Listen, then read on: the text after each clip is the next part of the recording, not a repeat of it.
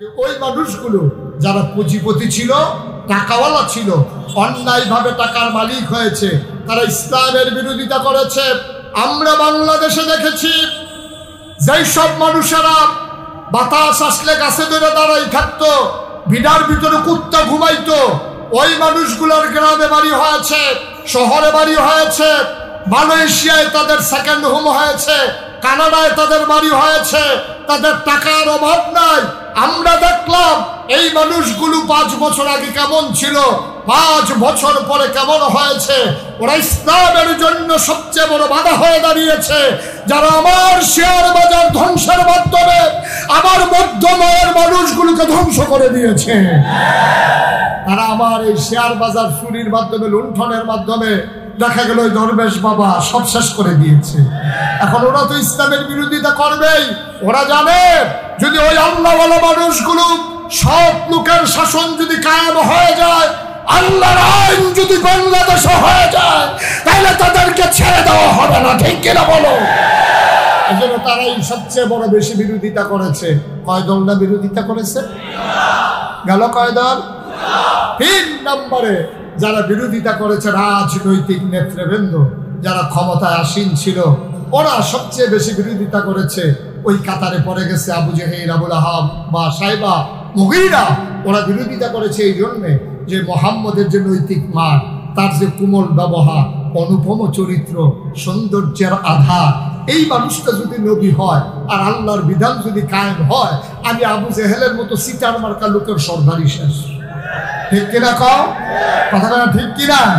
যেই মানুষগুলো আল্লাহকে ভয় পায়, যেই মানুষগুলো নিজে রুটি রুজির উপরে নির্ভর করে সমাজ চালায়, রাষ্ট্র চালায়, বাংলাদেশের 2 জন মন্ত্রী হওয়ার পরে তন্ন তন্ন করে খোঁজার পরেও রাজনৈতিকভাবে প্রতিহিংসা পরায়ণ হয়ে মিথ্যা ট্রাইব্যুনাল সাজিয়ে মিথ্যা সাক্ষী এনে যাদেরকে ফাঁসি কাস্টে ঝুলানো হলো, অথচ তাদের বিরুদ্ধে একটা টাকা আত্মসাতের কোনো অভিযোগ দাঁড় করাইতে পারে না, কারণ তারা নৈতিক মানে উত্তীর্ণ। ওরা জেনে গেছে এই মানের লোকগুলো যদি মেম্বার হয়, এই মানের লোকগুলো যদি চেয়ারম্যান হয়, এই মানের লোকগুলো যদি এমপি হয়, এই মানের লোকগুলো যদি মন্ত্রী হয়, ওই মানের লোকগুলো যদি সচিব হয়, আমলা হয়, ওই মানের লোকগুলো যদি র্যাব, গোয়েন্দা আর সেনাবাহিনীর অফিসার হয়, বাংলাদেশে ফাইল আটকাইয়া ঘুষ খাওয়া আর রডের বদলে ব্রিজের ভিতরে বাস দেওয়া একটাও চলবে না। ঠিক কিনা বলো? এই জন্য সেই জমানায় ওরা যেমন বিরোধিতা করেছে, আজকের জমানায় ওই টাকাওয়ালা পুঁজিপতিরা ইসলামের বিরোধিতা করেছে। আল্লাহ নবীকে বিরোধিতা করে কি থামিয়ে দেওয়া গেল? ইসলামের মুসলমানের সংখ্যা কমলো না বাড়লো?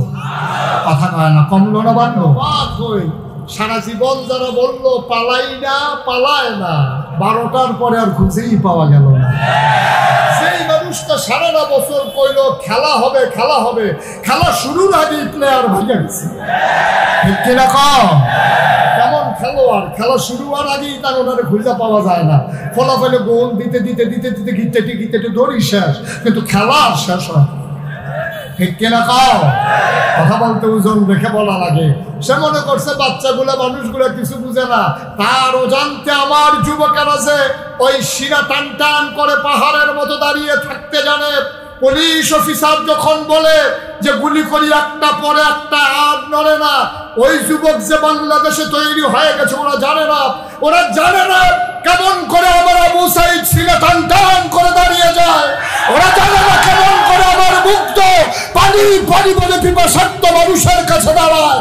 ওরা জানে না বাংলার যুবক জীবন দিতে জানে, অন্যায় মেনে নিতে পারে না। মসজিদের মিম্বার গুলোতে ওলামায়ে কেরাম যখন দ্বীনের সঠিক কথাগুলো বলতেন, পরের সপ্তাহে এসে দেখেন চাকরি নাই। ঠিক কিনা বলেন? মাহফিলের মঞ্চগুলোতে ওলামায়ে কেরাম যখন কোরআনের তাফসীর করতেন, আমরা দেখেছি তথাকথিত রাজনৈতিক নেতৃবৃন্দ ওই আলেমকে বেয়াজ্জতি করে তার সামনে থেকে মাইক কেড়ে নেওয়া হয়েছে।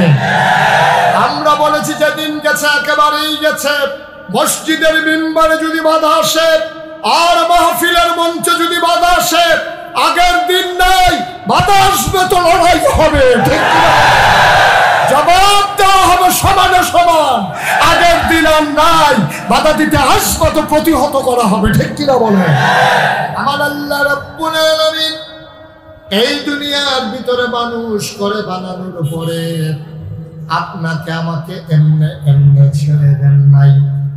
কোন পথে গেলে জান্নাত, কোন পথে গেলে জাহান্নাম, কোন পথে গেলে লাভ আর কোন পথে গেলে লোকসান, কোন পথে ভালো কোন পথে মন্দ, কোন পথে কল্যাণ আর কোন পথে অকল্যাণ, কোন পথে শিরক বিদআত, কোন পথে তাওহীদ রিসালাত, কোন পথে কুফর আর কোন পথে ইসলাম জানানোর জন্য যুগে যুগে মানুষদের মাঝ থেকে যাচাই করে বাছাই করে করুণা করে দয়া করে মায়া করে একদল উত্তম চরিত্রের মানুষ যাদের জীবনে গুনাহ নাই, গুনাহ হওয়ার সম্ভাবনাও নাই, এমন একদল মানুষকে আমার আল্লাহ আমাদের জন্য নবী এবং রাসূল করে পাঠাইছে। বলো সুবহানাল্লাহ।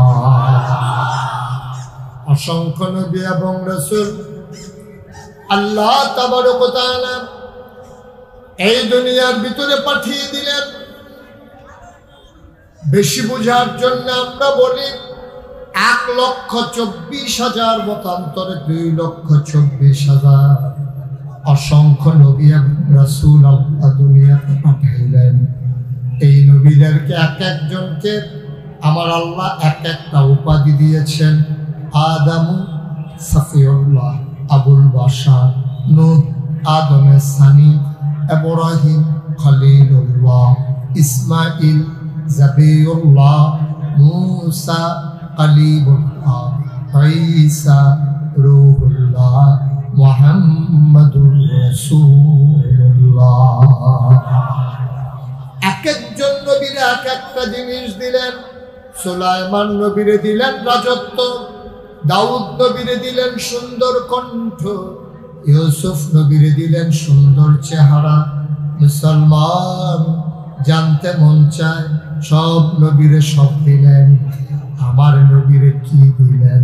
সাহাবিন, তাবিন, তাবে তাবিন, উম্মাহাতুল মুমিনিন, আইম্মে মুজতাহিদিন, আইম্মে শরীয়ত, আইম্মে তরিকত, সালফে সালিহিন, উলামায়ে মুতাকাদ্দিমিন মুতাআখিরিন, ইমাম সাহেবান, মুফাসসিরিনে কেরাম, মুফতিয়ানে আযম সবাই মিলে একমত হয়ে গেল 1,24,000 বলো আর 2,24,000 বলো, সকল নবী এবং রাসূল মিলে যা আমার নবীজি একা ইতা। ইউসুফ নবীর সৌন্দর্য আমার নবীর মাঝে আছে নাকি নাই? দাউদ নবীর সুন্দর কণ্ঠ আমার নবীর মাঝে আছে নাকি না? এই নবী তোমার আমার নবী। আল্লাহ তাবারক ওয়া তাআলা দুনিয়ার ভিতরে এই নবীকে যখন পাঠিয়ে দিলেন, আল্লাহ তাবারক ওয়া তাআলা তার বিধান দিলেন। কোরআনুল কারীম 30 পারা কোরআন, বলো সুবহানাল্লাহ। মানুষগুলো কোন পথে গেলে জান্নাত, কোন পথে গেলে জাহান্নাম, কোন পথে গেলে লাভ আর কোন পথে গেলে লোকসান, কোন পথে ভালো কোন পথে বন্ধ, কোন পথে কল্যাণ কোন পথে অকল্যাণ, কোন পথে শিরক বিদআত, কোন পথে তাওহীদ রিসালাত, কোন পথে কুফর আর কোন পথে ইসলাম জানানোর জন্য যে নবী দিলেন, এই নবীদের ক্রমধারায় যিনি সবার শেষ, যিনি সবার সেরা, যিনি তোমার আমার নবী, নবী মুহাম্মদুর রাসূলুল্লাহ সাল্লাল্লাহু আলাইহি ওয়াসাল্লাম। বলো সুবহানাল্লাহ। এই নবীজি ১,৫০০ বছর আগে এসেছেন। তিনি এসে দেখলেন, একটু খেয়াল করে শুনতে হবে, তিন পতন নিস্তব্ধতার মাঝে কথা হবে ইনশাআল্লাহ। আমরা বাংলাদেশের মানুষ যেখানে আওয়াজ করা দরকার আওয়াজ যেমন করতে জানি, আবার যেখানে চুপ করে থাকা দরকার আমরা চুপ করতেও জানি না আমরা। আবার যেখানে হাঁটার দরকার নাই এখানে হাঁটারও দরকার। ওই জন্য হাঁটতেছেন, বসাই দেন ওনাকে। আপনি হাঁটতেছেন কেন বাজি দিয়া? আর আপনি যদি উঠাই লাগবে তাহলে তো দূরে গিয়ে বসছেন কেন? আপনি সাইডে বসবেন না? আপনি জানেন আপনার ঘন ঘন, তাহলে তো চিন্তা করে বসলেই তো হয়। সবাই পড়েন আমিন, জুড়ে পড়েন আরো জুড়ে। বন্ধুগণ, জায়গা অনুযায়ী লোক অনেক বেশি হয়ে গেছে, রাস্তাও বন্ধ হয়ে গেছে। রাস্তা ক্লিয়ার করতে গিয়ে যারা বাঁশি বাজাচ্ছেন, বাঁশিগুলো দয়া করে বাজাবেন না। আপনার বাঁশির আওয়াজটা মাহফিলের ভিতরে সাংঘাতিক ক্ষতিকর, এটা আমাদেরকে খেয়াল রাখা লাগবে। যেহেতু আসছেন, বসেন।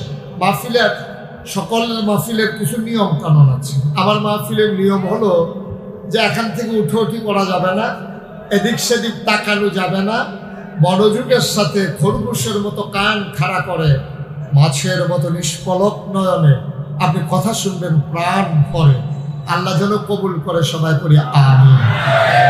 তো যে কথাটুকু বলছিলাম, আল্লাহ তাবারক ওয়া তাআলা ১৫০০ বছর আগে যখন নবী পাঠালেন, তিনি এসে দেখলেন মানুষগুলো বর্বর, বেদঈন, যাযাবর, মূর্খ, অসভ্য, জাহিল। তিনি এসে দ্বীনের দাওয়াত দেওয়া শুরু করলেন। তিনি যখন দ্বীনের দাওয়াত দিলেন, তিনি তিন দল মানুষের দ্বারা সেই জমানায় নবী বাধার মুখোমুখি হয়েছিলেন। আমি যখন এই কথাগুলো বলবো আপনার সাথে মিলে যাবে। আজকে আপনিও যখন দিন কায়েমের পথে কথা বলেন, আপনিও যখন বাংলার জমিনে ৫৬,০০০ বর্গ মাইলের বাংলাদেশে টাকনাফ থেকে তেঁতুলিয়া, রূপসা থেকে পাথুরিয়া, আমার এই বাংলাদেশে কলেমা খচিত পতাকা পথ পথ করে উড়ুক, এই স্বপ্ন আপনি যখন দেখেন, তখন দেখবেন আপনার সামনে এই তিন দল মানুষ সবচেয়ে বড় বাধা হয়ে আছে। আমি কথা বললেই আপনি বুঝবেন ইনশাআল্লাহ। আল্লাহ যেন কবুল করে, সবাই করে আমিন। কয় দল? কথা বলেন, কয় দল? আপনি যখন দ্বীনের কথা বলবেন, তখন তিন দল মানুষ বাধা হয়ে দাঁড়াবে। ১৫০০ বছর আগেও এই তিন দল মানুষই বাধা হয়ে দাঁড়িয়েছিল। আল্লাহ নবী যখন সবাইকে বললেন, কুলু লা ইলাহা ইল্লাল্লাহ, তোমরা সবাই পড়ো লা ইলাহা ইল্লাল্লাহ।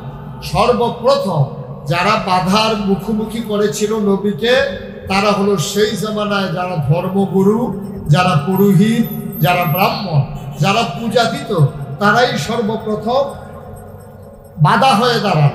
ওই জমানায় যারা ৩৬০টা দেবদেবী, কি করতেছে একটু মনোযোগের সাথে মঞ্চে যারা আছেন দয়া করে আমার দিকে খেয়াল করবেন, কারো মোবাইল নিয়ে এখন সময় না। আর ওয়াজ এমন না যেটা মাটি কালো কুকটা যা ঢাবাইয়া দিলে সাক্কাটা বড় উঠবো, বিষয়টা এরকম না।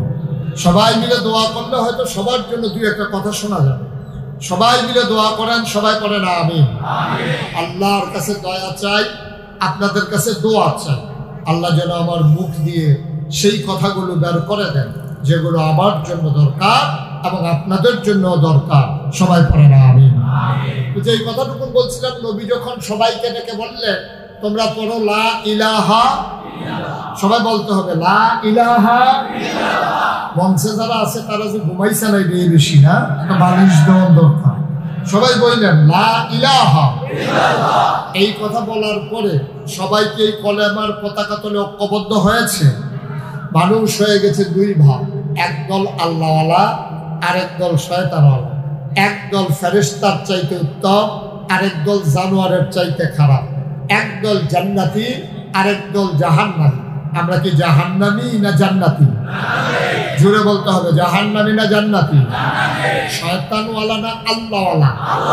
নবী যখন দাওয়াত দিলেন, মানুষগুলো দুই ভাগ হয়ে গেল, পুরা সেপারেশন। মাইনরিটি হয়ে গেল মুসলমান, মেজরিটি রয়ে গেল কাফের। নবী যখন ডাকলেন, তখন সবাই মিলে দ্বীনের পতাকা তলে আসে নাই। নবী ডাকার পরে কিছু সংখ্যক মানুষ মাত্র আসলো, আর বাকি লোকগুলো নবীর বিরোধিতা করলো। এই নবীর বিরোধিতা যারা করেছে তাদের পক্ষেও যেমন আয়াত আছে, আবার নবীর পক্ষে যারা ছিল তাদের পক্ষেও আয়াত আছে। সুবহানাল্লাহ বলবেন না? যারা সেই জামানায় আল্লাহর দ্বীন মেনে নিয়েছে, নবীকে নবী বলে মেনে নিয়েছে, আল্লাহ বলছেন রাদিয়াল্লাহু আনহুম ওয়া রাদু আনহু, তাদের ব্যাপারে আল্লাহ খুশি, আল্লাহর ব্যাপারে তারা খুশি। সুবহানাল্লাহ বলবেন না? ওরা কারা?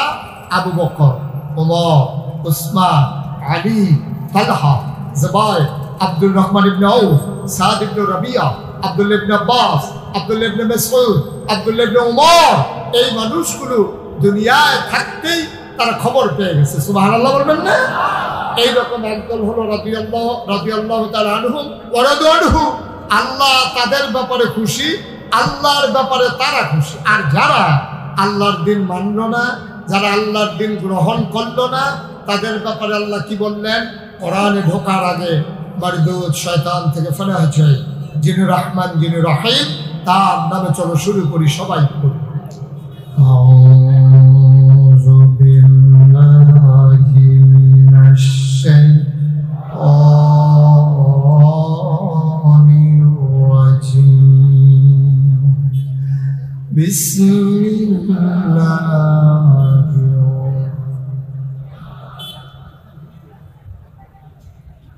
وَلَهُمْ قُلُوبٌ لَا يَفْقَهُونَ بِهَا وَلَهُمْ أَعْيُنٌ لَا يُبْصِرُونَ بِهَا وَلَهُمْ آذَانٌ لَا يَسْمَعُونَ بِهَا أُولَئِكَ كَالْأَنْعَامِ بَلْ هُمْ أَضَلُّ। আল্লাহ কয়, হাজীগঞ্জের মানুষ, চাঁদপুরের মানুষ, শোনো শোনো শোনো, মন দিয়ে শোনো। ওয়ালাহুম কুলুবুন লা ইয়াফকাহুনা বিহা। দুনিয়ার ভিতরে একদল মানুষ আছে যাদের মন আছে বুঝে না।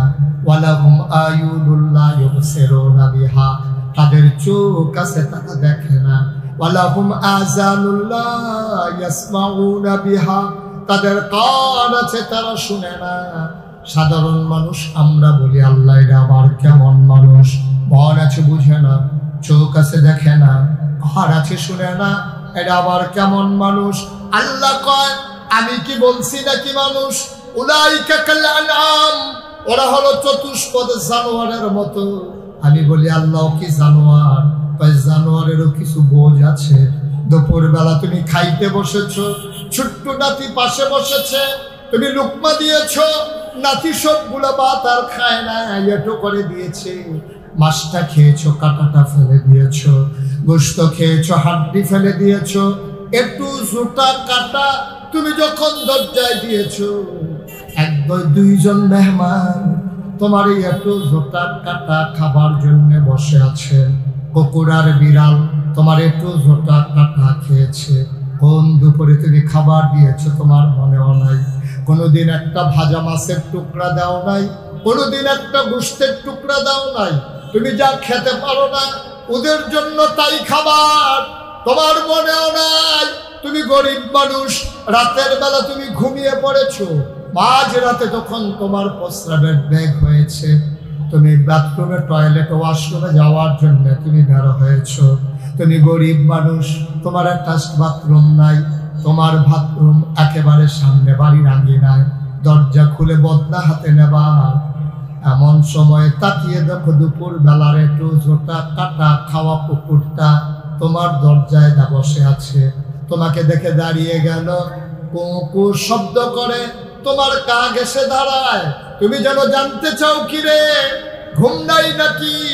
ওই কুকুরটা যেন তোমার জবাব দিয়ে দেয়, মালিক আমার, আমি আপনার নিমক খেয়ে জীবন ধারণ করেছি, আমি নিমক খারাপ না। বলেন সুবহানাল্লাহ। নিকৃষ্ট কুকুর। আপনি কুরবানির সময়ও একটা ভালো গোশতের টুকরা দেন না। কুরবানির সময় কি দিচ্ছেন? কুকুরটা ঘুরতেছে, আপনি এত বড় একটা গরু জব করেছেন, রগ রেশা হাড্ডি যেটা জীবনেও মানুষ খাইতে পারবে না, এইগুলা দিচ্ছেন। এই রগ কুত্তায় চাবাইতে চাবাইতে তার একেবারে ক্লান্ত হয়ে গেছে। বিকালবেলা আপনার বাড়ির গাড়ায় দিয়া গেছে, তোমরা খাওয়াবি গেলাম। এই নিকৃষ্ট জানোয়ার কুকুর আপনি একটু ঝোটা কাটা দিলেন, রগ রেশা দিলেন, এই কুকুর তা খাইয়া রাত জেগে জেগে আপনার ঘর পাহারা দেয়। আপনি যখন জানতে চেয়েছেন, কিরে ঘুম নাই, কুকুরটা আপনাকে বলেছে, ও মালিক আমার, আমি তোমার নিমক খেয়েছি, আমি তোমার নিমক খেয়ে জীবন ধারণ করেছি। আমি যদি ঘুমিয়ে পড়ি তোমার ঘরে চুর আসবে, ডাকাত আসবে, লুণ্ঠিত হয়ে যাবে তোমার সম্পদ, মালামাল তোমার সব চুন নিয়ে যাবে। এই জন্য আমি রাত জেগে জেগে তোমার ঘর পাহারা দিই। সুবহানাল্লাহ বলবেন না?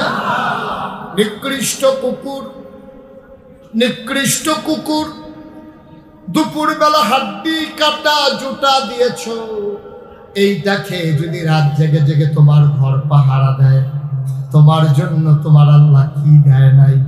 সামান্য একটা সামিয়ানা টানিয়েছ, কতগুলো বাঁশ বসিয়ে দিয়েছ খুঁটি হিসাবে, ধর্নার বাঁশ, রশির বাত, কাপড়ের টানা সব দিয়েছ তুমি সামান্য সামিয়ানা টাঙ্গাতে।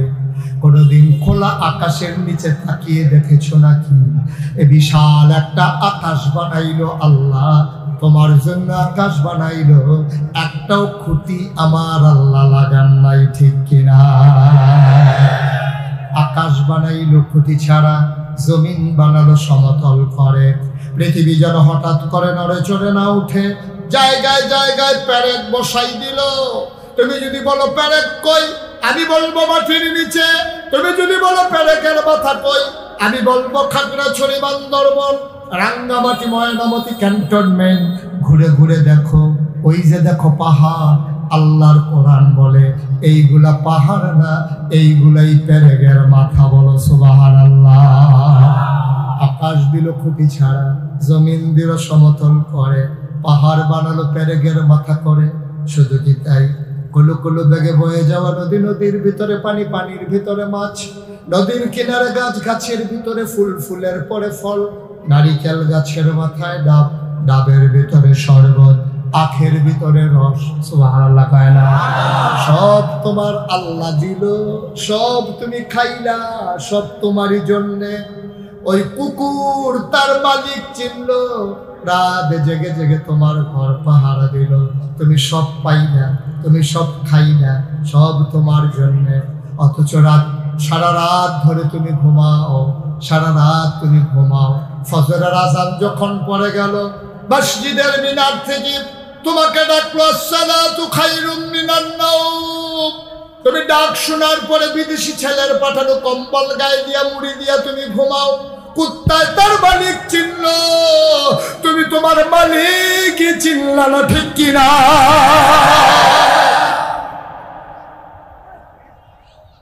সারা রাত ঘুমানোর পরে তুমি জাগতে পারলা না, মাওলার ডাকে তুমি সাড়া দিতে পারলা না। কি পোড়া কপাল তোমার! আল্লাহ তাবারক ওয়া তাআলা তোমার আমার জন্য এই কোরআনুল কারীম হেদায়েত দিলেন। আল্লাহর নবী যখন ডাকলেন, মানুষগুলো যখন দুই ভাগ হয়ে গেল, বা একদল মানুষ এমন, ওয়ালাহুম কুলুবুল লা ইয়াফকাহুনা বিহা ওয়ালাহুম আয়ুনুল লা ইউবসিরুনা বিহা ওয়ালাহুম আযানুল লা ইয়াসমাউনা বিহা উলাইকা কাল আনআম। ওরা হলো চতুষ্পদ জানোয়ারের মতো। আমি বলি আল্লাহ সে কি জানোয়ার?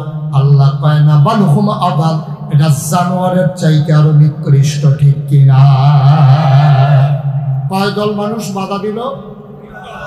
কথা ভুলে গেছেন? কয় দল? জুড়ে বলেন কয় দল? মনেই নাই না। কয় দল? 3 দল।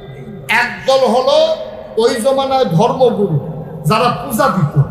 এখন যে আমাদের দেশে হিন্দু আছে, ওরা পূজা দেওয়ার জন্য যখন মন্দিরে যায়, তখন মন্দিরের যিনি পুরোহিত, যিনি ঠাকুর, তিনি তার যা যা দরকার সবগুলো বলে দেয়। ওই জমানাও এটা করতো। যখন বলতো যে পূজা দেওয়া লাগবে, বলে যে একটা ধুতি লাগবে, 2টা পাতিলা লাগবে, একটা কলস লাগবে, কলার একটা ছড়ি লাগবে, 2 কেজি দুধ লাগবে, একটা পাঠা, মানে যেটাকে আমাদের দেশে ছাগল, একটা ছাগল লাগবে, তারপরে আপনার যা যা একটা বড় একটা গামছা লাগবে।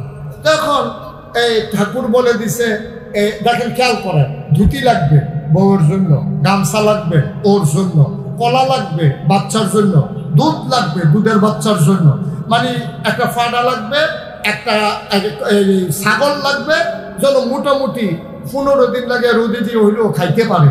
মিল মতো আরেকটা পূজা আসতে আসতে যা দরকার সে বুঝ মতো সবই বলে দিচ্ছে, ঠিক কিনা কম?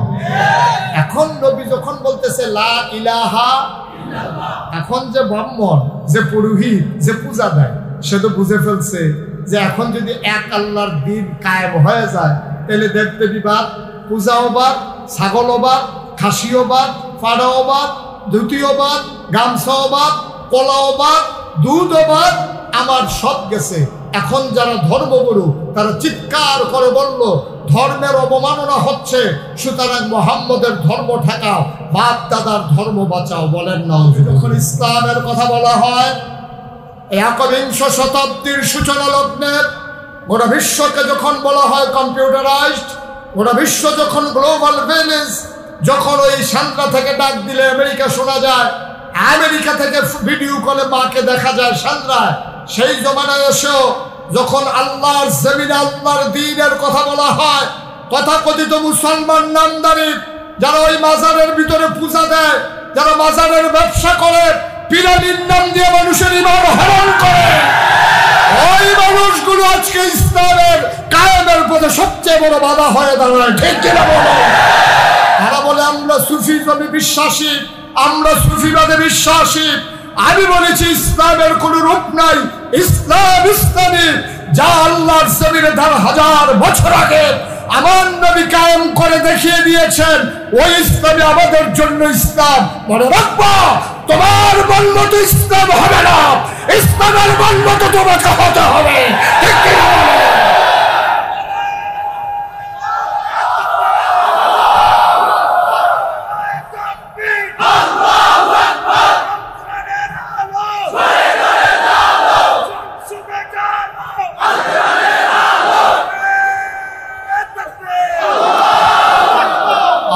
ইসলামের পথে অন্তরায় যারা আমার এই খানকায় বসে বসে শুধু মুরিদ বাড়াতে চায়, আমি বলি তুমি বাড়াও, তুমি সব কিছু খাও, আমার আপত্তি নাই।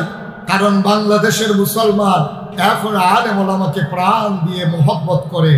গাছ লাউয়ের বিচিটা লাগানোর সময় নিয়ত করে প্রথম লাউটা পীর সাহেবের, প্রথম লাউটা হুজুরের, মাছটা বড় মাছটা পাইলে নিয়ত করে মাথাটা হুজুরের জন্যে, গরুটা জব করার সময় নিয়ত করে কলিজাটা হুজুরে, ছেলে বিদেশ পাঠানোর সময় নিয়ত করে প্রথম বেতনটা হুজুরে।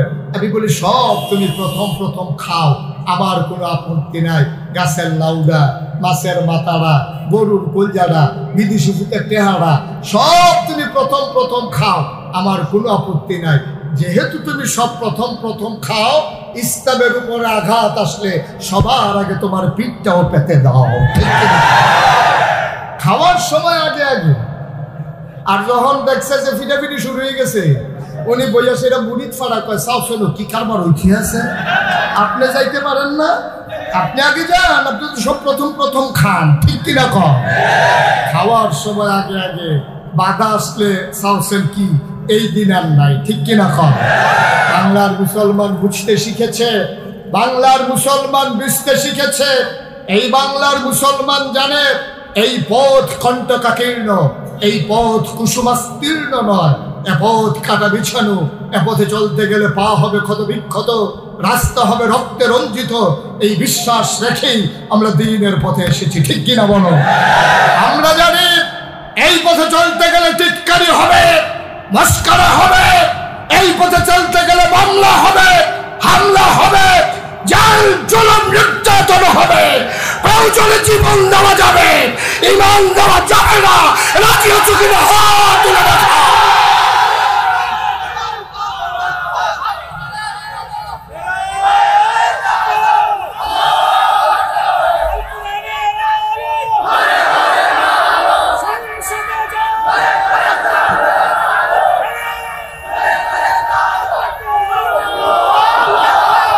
বন্ধুগণ, তাইলে কয় দল বাধা দিছিল? কয় দল? নবীর জমানায় যেই দল ছিল এই জমানায় এই দল আছে নাকি নাই? আবাস বদলাইছে, দল এই নেই। বোতল বদলাইছে, এক বোতলের উপরে সিলিপ বদলাইছে। আগে উপর দিয়ে লেখা ছিল মদ, এখন উপর দিয়ে লাগছে দুধ, কিন্তু ভিতরে কারবার হইবে। ঠিক কিনা কও? আল্লাহ যেন হেফাজত করে। সবাই পড়ো আমিন, জোরে পড়ো আমিন। যারা মাজারকে পুঁজি বানাইয়া, দরবারকে ইনকামের সোর্স বানাইয়া তোমরা যারা কামাই রোজগার করতে চাও, আমি বলি লজ্জা থাকা দরকার। তোমার হাত আছে, পা আছে, নাক আছে, মুখ আছে, চোখ আছে, লেখাপড়া করেছেন, সুস্থ সবল মানুষ। অটো চালাইলে 500 টাকা কামাই করেন, মাটি কাটলেও হাজিরা 500 টাকা পড়ে, সিএনজি চালাইলে ১,৫০০ টাকা কামাই করা যায়। তুমি খানকায় বসে থাকো, ভগিন্ডি বেডিয়েন্ডা টেহা দেয়, রিক্সাওয়ালায় টাকা দেয়, সেই টাকা তুমি খাও। তোমার লজ্জা নেই? লজ্জা থাকা দরকার। তোমার উচিত মানুষের পাশে দাঁড়ানো, আর তুমি মানুষের কাছে এইটা শিখছো। এই সবসময় খালি হাত এমনি থাকে, কেটাই জানি ঘুরাই দিছি, আবার ঘুরে গেছে। হাত ফাটতে করতে অভ্যাস খারাপ হয়ে গেছে। নাউজুবিল্লাহ কন। কয় দল গেল? কয় দল রয়ে গেল? কয় দল? 2 নম্বর, তৎকালীন জমানায় ইসলামের বিরোধিতা করলো ওরা যারা ছিল পুঁজিপতি। সুদের কারবার ছিল যাদের, যারা পুঁজিপতি ছিল, টাকার পাহাড় গড়েছিল, চক্রবৃদ্ধি সুদ যারা চালু করেছিল, সুদের উপরে যারা সুদ চালু করেছিল, তারা চিন্তা করে দেখলো ইসলামের বিধান জাকাত যদি কায়েম হয়ে যায় তাহলে আমার জমানো টাকাগুলো জাকাত ফান্ডে চলে যাবে। সুতরাং আমি ইসলামের বিরোধিতা না করলে, ইসলাম কায়েম হয়ে গেলে আমার জমানো সম্পদ থাকবে না। এই জন্য তারা বলল টাকা দাও, ইসলাম ঠেকাও। ঠিক কিনা কম? টাকা নাও, ইসলাম ঠেকাও। করলো ওরা তাই। তারা আবুল আহাব সবচেয়ে বড় সুদের কারবারি ছিল, সে সবচেয়ে বেশি টাকার মালিক ছিল সুদ খাইয়া। আল্লাহ নবী যখন বললেন, কেউ যখন সাহস করে না নবীর গায়ে হাত উঠানোর জন্য, সাফা পাহাড়ের কিনারে নবী যখন দেশবাসীকে ডাকলেন, আবু জেহেল রুখে রুখে গেল, মারতে গেল, ঘুষি নিয়ে গেল, কিন্তু সাহস করলো না। আবু জেহেল চিন্তা করেছে মোহাম্মদের আব্বা আব্দুল্লাহ নাই, কিন্তু মোহাম্মদের গায়ে যদি আমি আঘাত করি, মোহাম্মদের চাচা যারা আছে ওরা যদি ফিরেই একটা করে দেয়, কয়টা করে? একটা করে দেয়, তাহলে অবস্থা কাহিনী। তারে দুইজনে ধরে রাখছে, সে খালি ছেড়ে দে করতে আছে। আমি কই যে যখন দেখবেন যে দুইজনে মারামারি করছে, কেউ রে কেউ ধরেন না, একটু ছেড়ে দেন, দুইজনে দুইটা খাইয়াই বুঝবো মাইর খান। কারণ আমাদের দেশে দৌড়লেই কাজ জমে বেশি, আর ধরুন না যদি বেরিয়ে তো কাজা কারে কয় বেরিয়ে তো তাদের ইচ্ছে চাতে তো জানে ছুটতে শুনে না।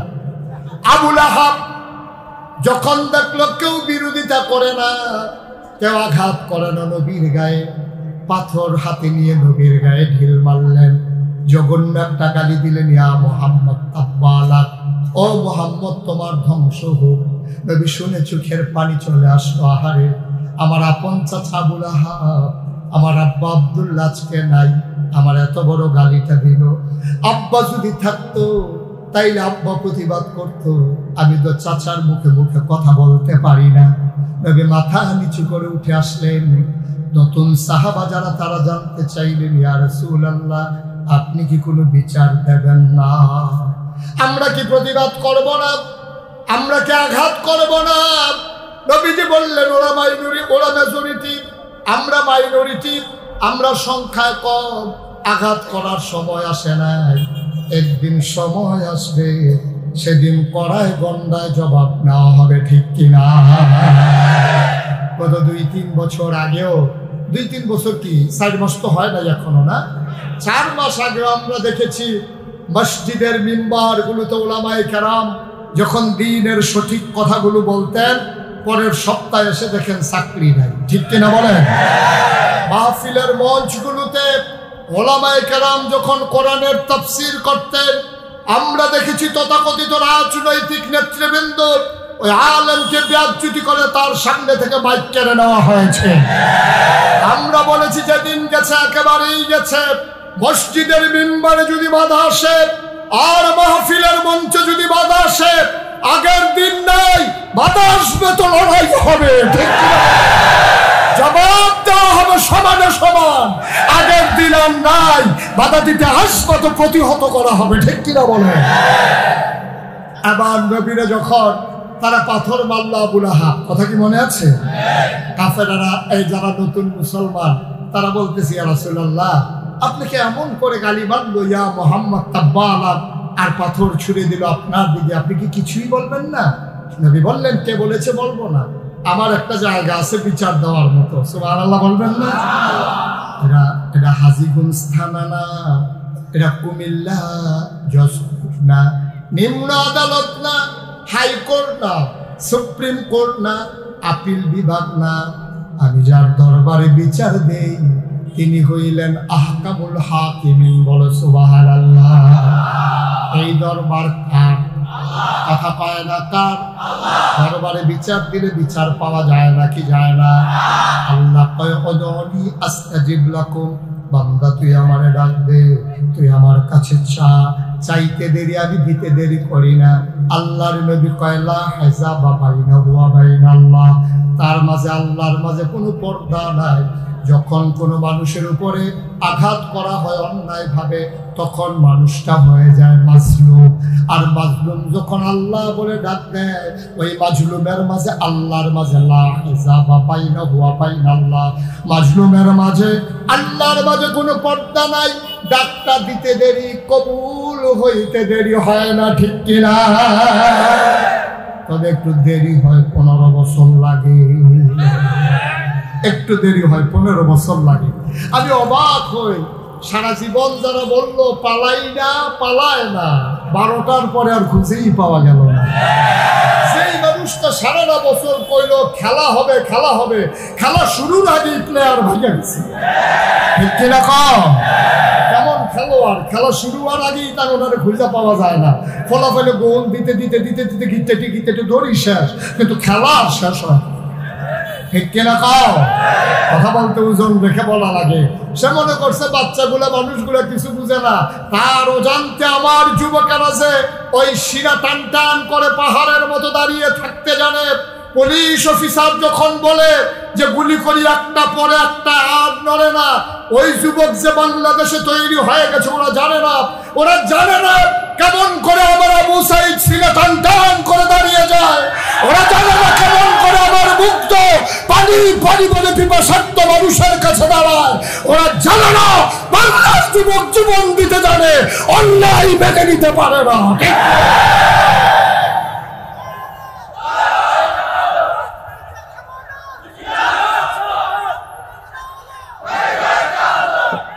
বন্ধুগণ, বন্ধুগণ মনে রাখা লাগবে, নবী বিচার দিলেন কার কাছে? কথা কি মনে আছে? বিচার আদালত কি ছোট না বড়? এখানে কি আপিল করার সুযোগ আছে? একেবারে আহকামুল হাকিম। বিচার যখন দিলেন, বিচার পাওয়া যায় নাকি যায় না? নবীজি, আবু বকর, আলী, যারা নতুন নতুন, বেলাল, ওসমান, যারা নতুন নতুন ইসলাম গ্রহণ করেছে, সবার মন খুব খারাপ।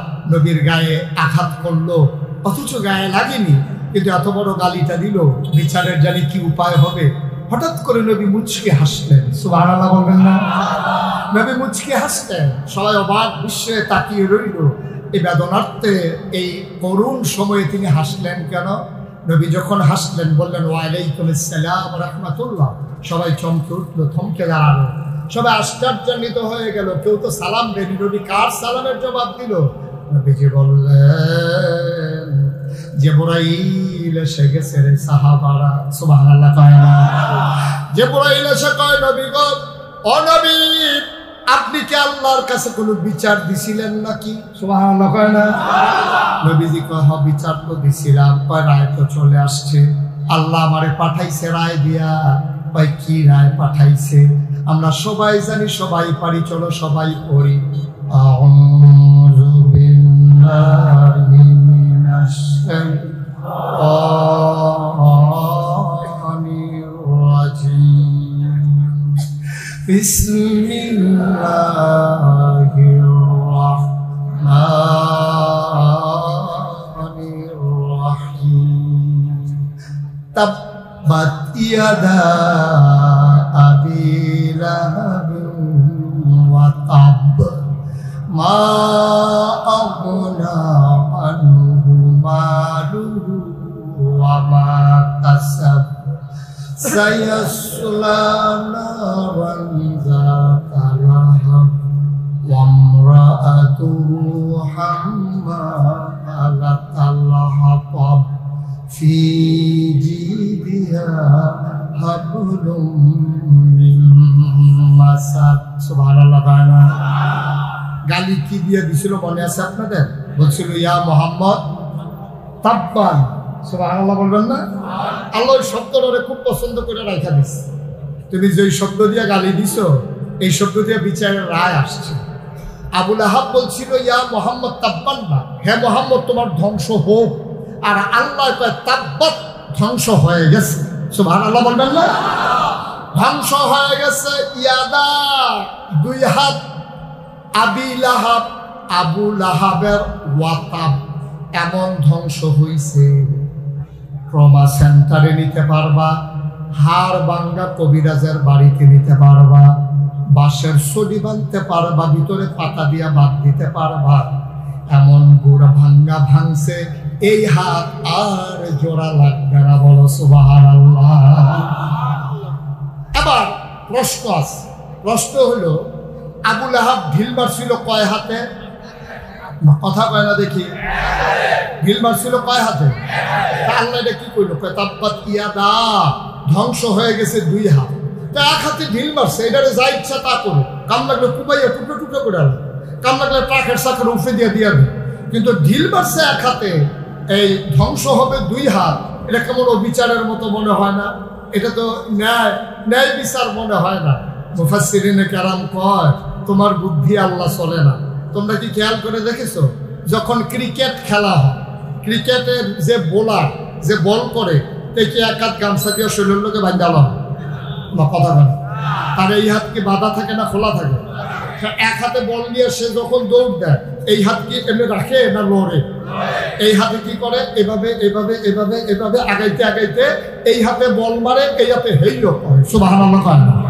মানে এক হাতে বল করে আর এক হাতে জোর দেয়। তাহলে মাছ দরুন্নার যেইবা দুলারা হুন্ডার হেইবা, যেহেতু এই হাতে ঢিল মারছে, এই হাতে হেইলো কইছে, আল্লাহ কইছে এই জন্য তাব্বাত ইয়াদা, তার দুই হাত নাই। সুবহানাল্লাহ বলবেন না? মুফাসসিরিনে কেরাম কয় আল্লাহর কথা কয় কম, বুঝায় বেশি।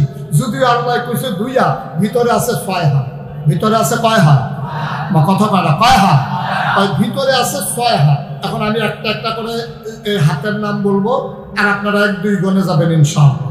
ডাইন হাত, বা কথা কয় না, ডাইন হাত এক। আপনারা ডাইন হাত কোন কিনলে? কিন্তু আমি কুটি আছি।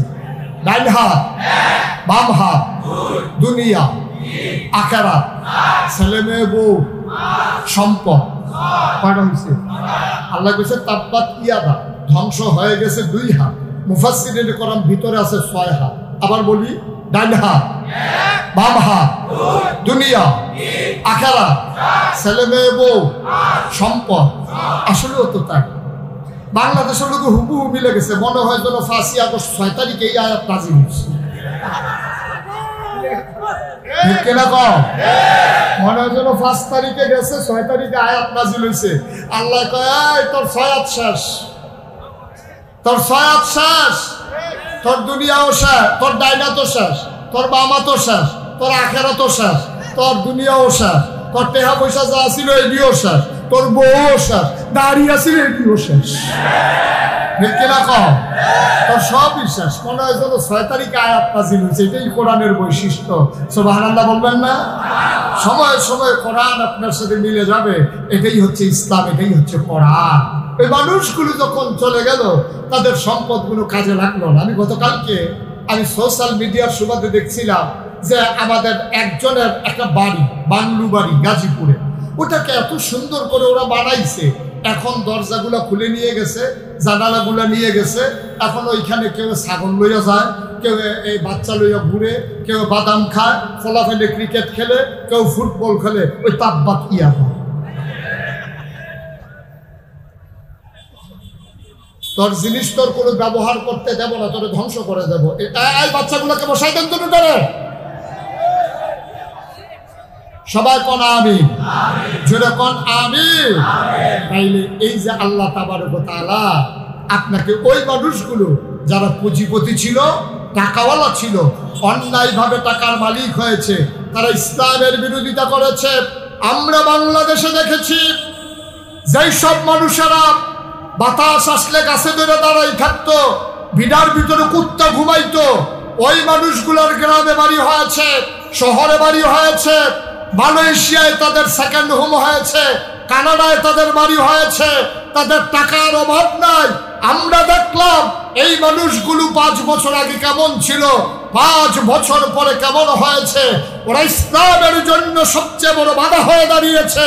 যারা আমার শেয়ার বাজার ধ্বংসের মাধ্যমে আমার মধ্যময়ের মানুষগুলোকে ধ্বংস করে দিয়েছে, তারা আমার এই শেয়ার বাজার চুরির মাধ্যমে, লুণ্ঠনের মাধ্যমে দেখা গেল ওই দরবেশ বাবা সব শেষ করে দিয়েছে। এখন ওরা তো ইসলামের বিরোধিতা করবেই। ওরা জানে যদি ওই আল্লাহওয়ালা মানুষগুলো সব লোকের শাসন যদি কায়েম হয়ে যায়, আল্লাহর আইন যদি বাংলাদেশে হয়ে যায়, তাহলে তাদেরকে ছেড়ে দেওয়া হবে না। ঠিক কিনা বলো? এই জন্য তারাই সবচেয়ে বড় বেশি বিরোধিতা করেছে। কয় দল না বিরোধিতা করেছে? গেল কয় দল? 3 নম্বরে যারা বিরোধিতা করেছে রাজনৈতিক নেতৃবৃন্দ, যারা ক্ষমতায় আসীন ছিল, ওরা সবচেয়ে বেশি বিরোধিতা করেছে। ওই কাতারে পড়ে গেছে আবু জেহেল, আবুল আহাব বা সাইবা, মুগীরা।